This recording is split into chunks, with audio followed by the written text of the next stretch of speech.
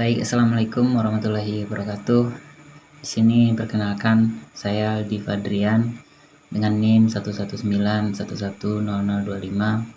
Pada kesempatan kali ini saya ingin mempresentasikan mengenai hasil praktikum saya tentang sinar katoda.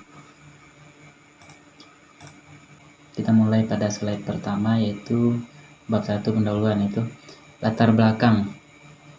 Fenomena arus elektron yang mengalir di dalam tabung vakum dilakukanlah percobaan sinar katoda di tabung kaca hampa udara yang dilengkapi dua elektroda logam yang diberi tegangan listrik. Katoda yaitu elektroda negatif dan anoda yaitu elektroda positif, yang pada awalnya dilakukan untuk mengamati fenomena aliran partikel bermuatan negatif di dalam tabung vakum dari koil Helmholtz, serta sinar yang dapat dibelokkan oleh medan listrik di dalam tabung, serta pengaruh medan listrik dan medan magnet yang membentuk cahaya, yang pada tahun 1876 diungkapkan oleh Goldstein bahwa partikel meninggalkan katoda dan diberi nama sinar katoda. Pembuktian bahwa elektron merupakan partikel penyusun atom bermuatan negatif dilakukanlah percobaan sinar katoda. Sinar katoda dapat dibelokkan oleh medan listrik ke arah kutub positif.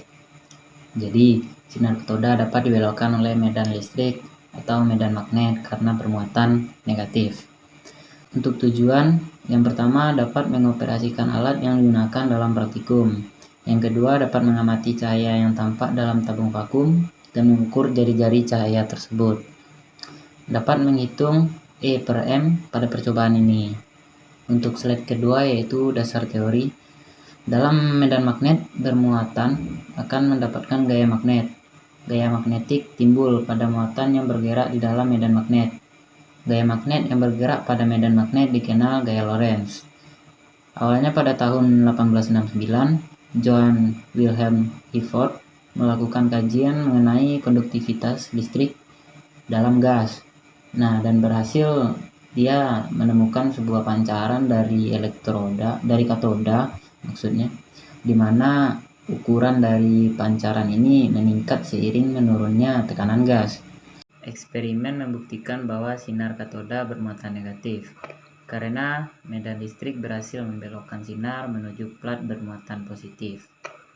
Johannes Stoney pada tahun 1891 menyatakan bahwa sinar katoda terbentuk dari hamburan elektron. Arus elektron yang terbentuk dari elektroda logam yang diberi tegangan listrik atau katoda tersebut itu elektroda negatif dan anoda atau elektroda positif. Pada tahun 1869 Thomson menunjukkan bahwa massa terhadap muatan E/M tidak tergantung pada material katodanya. Thomson menunjukkan bahwa partikel bermuatan negatif yang dihasilkan oleh bahan-bahan radioaktif, bahan-bahan yang dipanaskan atau bahan-bahan lainnya yang berpendar. George F. Fitzgerald menamakan partikel ini dengan nama elektron. Sinar katoda ialah arus elektron di dalam tabung vakum yang diamati. Jadi nanti ada sebuah tabung vakum yang mengalir arus elektron, berkas cahaya elektron begitu. Tabung vakum yang dilengkapi dengan dua elektroda logam yang diberi tegangan listrik. Jadi elektroda itu diberi tegangan listrik sehingga mengalirkan arus berkas cahaya elektron gitu. Katoda atau elektron negatif dan anoda atau elektroda positif. Pada tahun 1897 Joseph John Thomson menunjukkan bahwa sinar katoda terdiri dari partikel bermuatan negatif yang belum pernah dikenal, yang kemudian dinamai elektron. Tabung sinar katoda menghasilkan gambar di dalam pesawat televisi dan monitor komputer terdahulu. Kita lanjut bab 3 metode. Untuk alat bahan yaitu EM aparatus, power supply, serta kabel penghubung. Untuk diagram flowchart-nya bisa kita lihat. Kita mulai dengan mematikan semua aliran listrik, lalu susun rangkaiannya. Putar pengatur arus coil Helmholtz ke posisi off. Hubungkan ke sumber tegangan rendah arus dan tegangan sama dengan 0. Hubung filamen elektron gun dengan power supply dengan tegangan V sama dengan 6,3 volt. Letakkan sumber tegangan di posisi 0.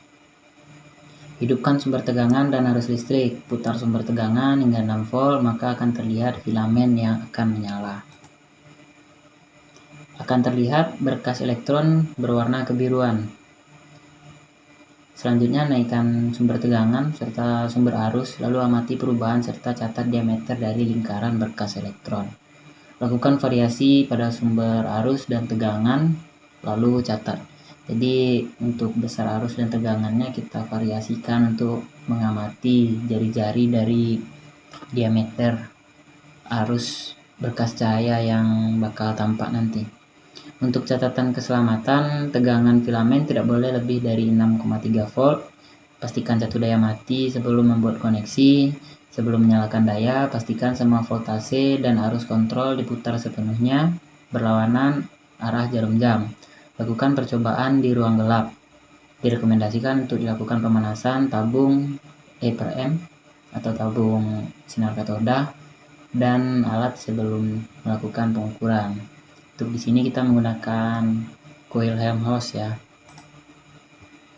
Bab 4 hasil dan pembahasan. Untuk data hasil pengamatan sebagai berikut.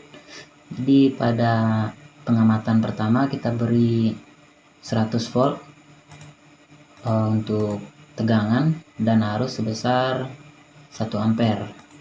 Nah, terbentuklah jari-jari sebesar 5 cm.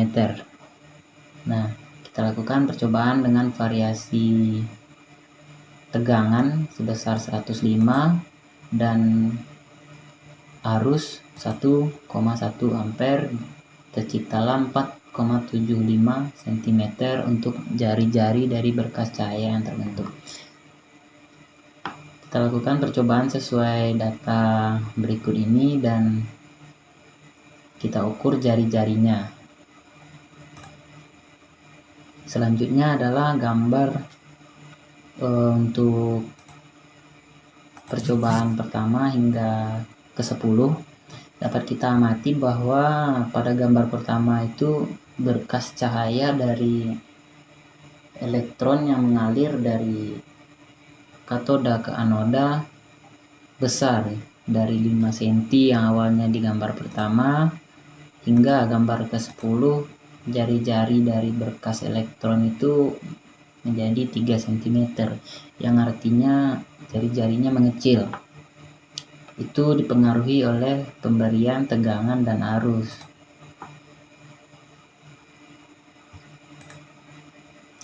Berikutnya data hasil perhitungan. Ya, dapat kita amati berikut adalah data hasil perhitungan yang didapat dari praktikum. Selanjutnya adalah pembahasan. Untuk eksperimen sinar katoda dilakukan dalam menentukan rasio muatan dan massa elektron. Eksperimen dilakukan agar dapat mengerti secara teoritis bagaimana aplikasi sehingga dapat dimanfaatkan dalam kehidupan sehari-hari seperti halnya tabung televisi. Elektron diarahkan secara vertikal dan horizontal sehingga pancaran dapat difokuskan dengan membentuk berkas cahaya yang melingkar, serta mengetahui pengaruh tegangan dan arus dalam pembelokan dari jari-jari cahaya. Eksperimen dilakukan dengan alat dan bahan power supply, kabel penghubung, dan coil Helmholtz.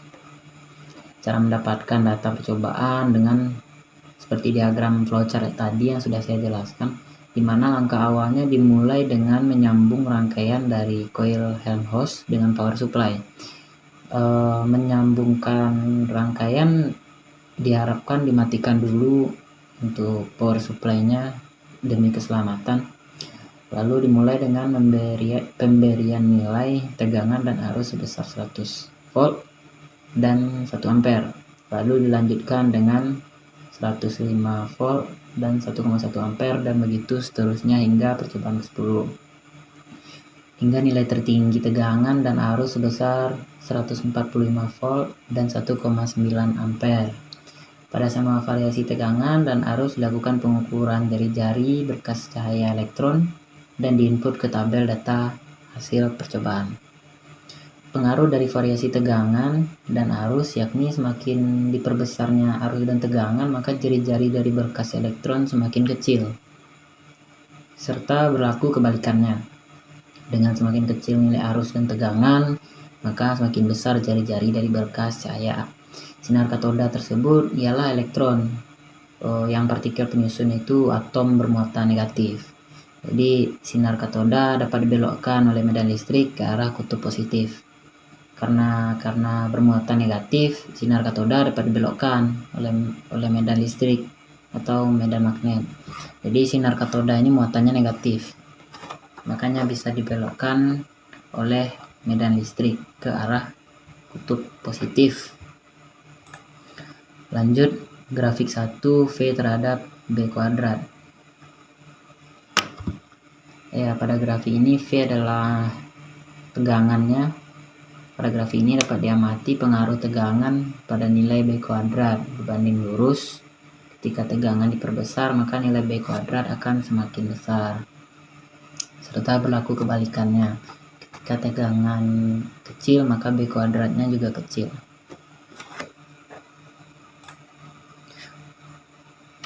Berikutnya grafik 2 B kuadrat per 2V dengan 1/R kuadrat.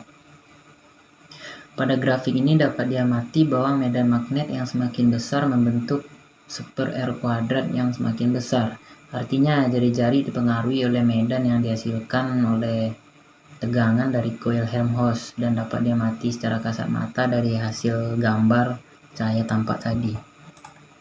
Untuk bab 5 penutup, adapun kesimpulan yang dapat diambil dari percobaan yaitu memperbesar arus dan tegangan membuat jari-jari dari berkas cahaya elektron mengecil, serta memperkecil arus dan tegangan membuat jari-jari berkas cahaya elektron membesar.